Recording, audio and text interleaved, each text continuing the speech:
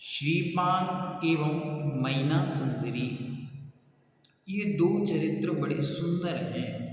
इनके विषय में प्रायः हम लोग अपने यहाँ अष्टानिक नंदीश्वर महापर्व के निमित्त इनको देखते हैं। जब सिद्ध चक्रादि की आराधना होती है तब इनका बड़ा जोर प्रचार होता है। आइए इनकी कहानी देखते हैं। चंपापुर जो बिहार राज्य में है, अभी वर्तमान में भागलपुर जिले में स्थित है।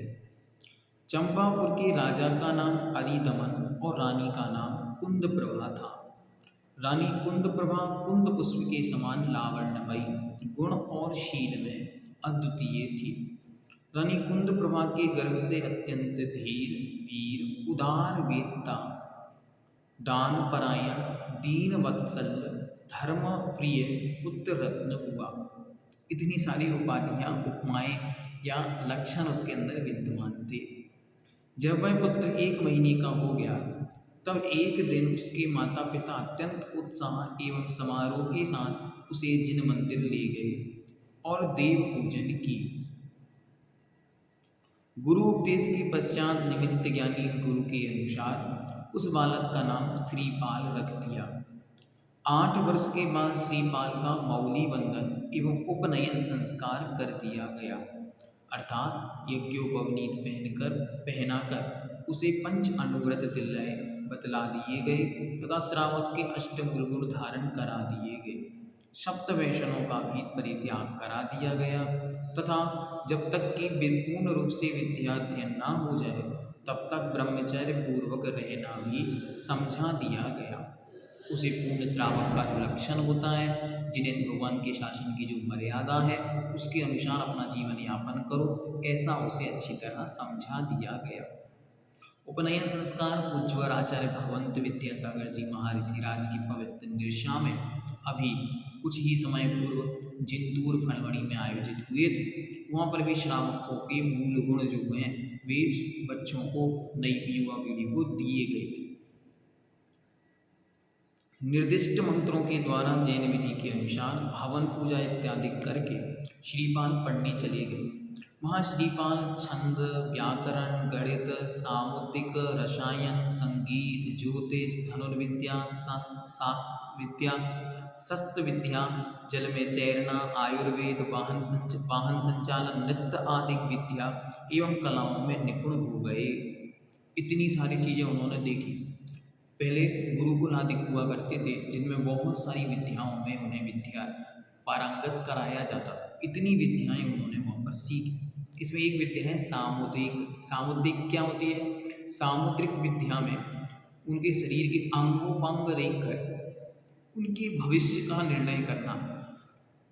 ये इस प्रकार की नाक है तो इसका फल ये होगा, इस प्रकार की उंगलियां हैं, इस प्रकार के नाखून हैं आदि, उनका अतीत और उनका भविष्य देख सकते हैं।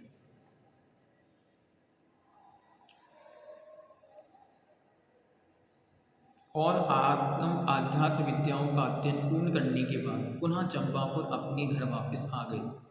पिता ने श्रीपाल का अतुल विद्वत्ता, पराक्रम, अद्वितीय न्यायपरायणता एवं संपूर्ण गुणों से संपन्न होने के कारण राज तिलक कर दिया।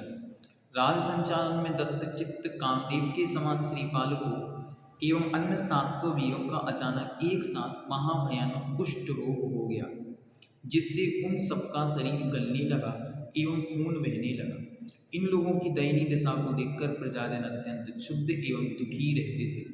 जब रोग की दुर्गंध के कारण वातावरण बिगड़ने लगा तब वीर दमन चाचा जी के कहने पर श्रीपाल 700 वीरों के साथ नगर से बाहर बहुत दूर उद्यान में जाकर निवास करने लगे।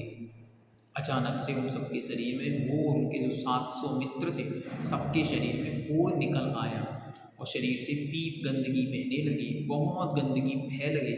तब उन्हें उठाकर और एक उपवन में रख दिया गया।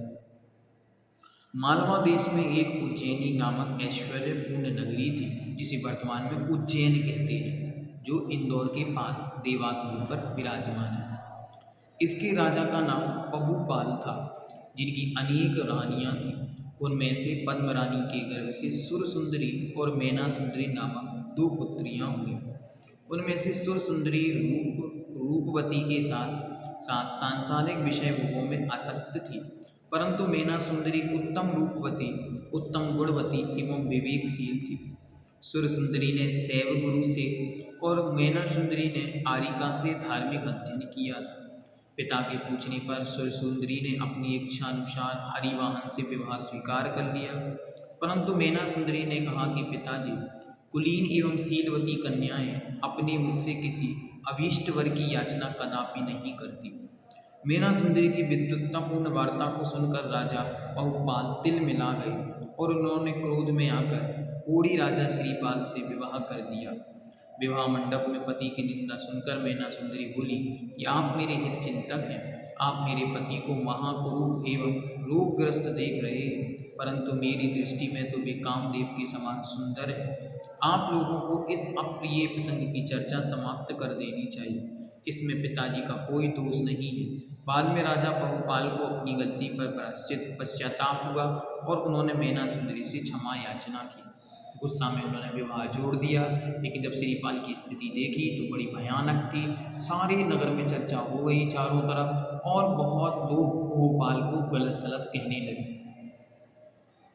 राजा श्रीपाल के कुष्ठ रोग को दूर करने के लिए मेना सुंदरी ने गुरु के आशीर्वाद एवं विधि के अनुसार अष्टानिक पर्व में, नंदीश्वर महापर्व में सिद्ध चक्र महामंडल विधान का आयोजन किया, जिसके प्रभाव से श्रीपाल के साथ 700 वीरों का भी कुष्ठ रोग ठीक हो गया। कुछ समय बाद श्रीपाल मेना सुंदरी के साथ चंपापुर नगरी वापस आ गए। एक दिन श्रीपाल अपने महल की छत पर बैठे हुए थे।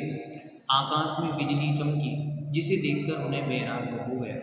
वे अपने पुत्र धनपाल को राज्य सौंपकर वन की ओर चले गए। उनके साथ 8,000 रानियां तथा माता कुंद प्रभा भी वन को प्रस्थान कर गए। श्रीपाल ने मुनीश्वर के पास जाकर जिन दीक्षा धारण कर ली, उनके साथ 700 वीरों ने भी दीक्षा धारण कर ली। माता कुंद प्रभा व अन्य आरिकाओं ने भी अन्य रानियों ने आरिका के व्रत ग्रहण किए। कठोर तपस्या करते हुए अल्प समय में ही घातियाँ कर्मों को नष्ट कर केवल ज्ञान प्राप्त किया, शेष कर्मों को नष्ट कर मोक्ष धाम को प्राप्त किया। ऐसे श्रीपाल मोक्ष को प्राप्त हुए। इसी प्रकार मेना सुंदरी व माता कुंद प्रभा ने भी आरिका व्रत ग्रहण कर घोर तपस्चरण किया और तप के प्रभाव से स्त्रीलिंग को छेद कर 16वें स्वर्ग में देव पद को प्राप्त किया। इसी तरह रैण मंजूषा, गुणमाला आदि अन्य रानियों ने भी अपनी अपनी तपस्या के अनुसार स्वर्ग आदि शुभ गति को प्राप्त किया।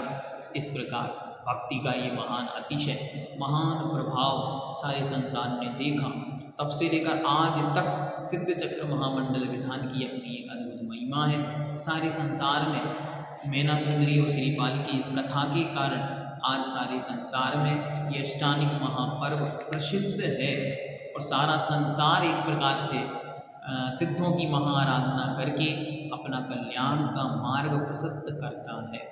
इसी प्रकार हम सबके हृदय में सिद्धों की महान भक्ति बसे, जिससे हम अपने संपूर्ण सांसारिक दुखों से छूटकर महान प्रशस्त स्वरूप मुक्ति को प्राप्त कर भवसागर से पार हो। इस पवित्र भावना के साथ जो अनंतानंद सिद्ध परमेष्ठी भगवान की जय, श्रीपाल सिद्ध भगवान की जय।